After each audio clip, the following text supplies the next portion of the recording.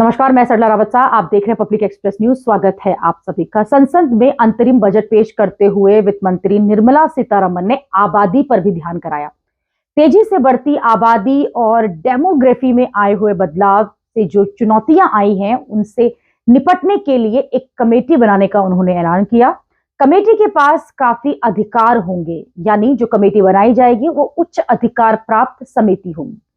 अप्रैल 2023 में ही चीन को पछाड़कर भारत दुनिया में सबसे ज्यादा जनसंख्या वाला देश बन चुका है। हालांकि बात की जाए तो 2011 के बाद देश में अभी तक जनगणना नहीं हुई है।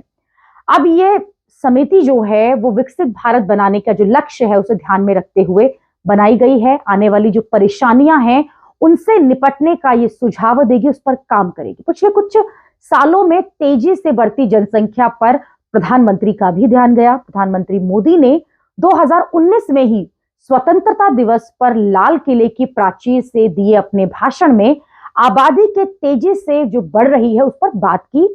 केंद्र और राज्यों की सरकारों से इसे रोकने के लिए योजनाएं बनाने का आह्वान भी किया था।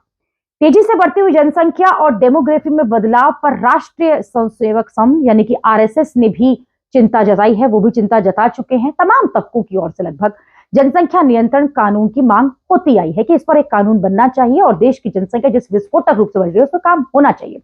पिछले साल अक्टूबर में दशहरे के मौके पर दिए गए अपने वार्षिक भाषण में संघ प्रमुख मोहन भागवत ने जनसंख्या नियंत्रण के लिए सब पर समान रूप से लागू होने वाली एक व्यापक नीति लागू होने की बात भी कही थी, जिस पर जोर देने के लिए कहा था। हालांकि उनको इस बात पर ट्रोल भी किया गया। जनसंख्या वृद्धि का सीधा संबंध गरीबी और अशिक्षा से है। पहले ही सरकार में इन मोर्चों पर काम करने की इच्छाएं जताई हैं, लेकिन बात की जाए काम की तो वो आगे नहीं हुआ, वो काम बढ़ा नहीं।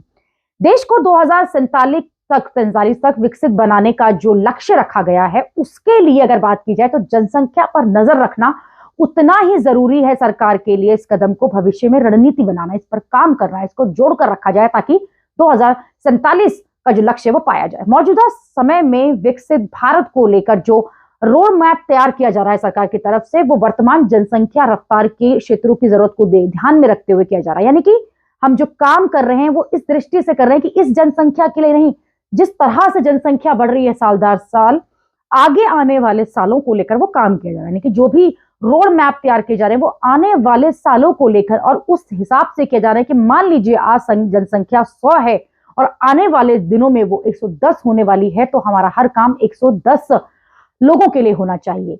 और इसी डेमोग्राफिक चेंज के लिए हम कितने तैयार हैं उसके लिए इस समिति का गठन किया गया है।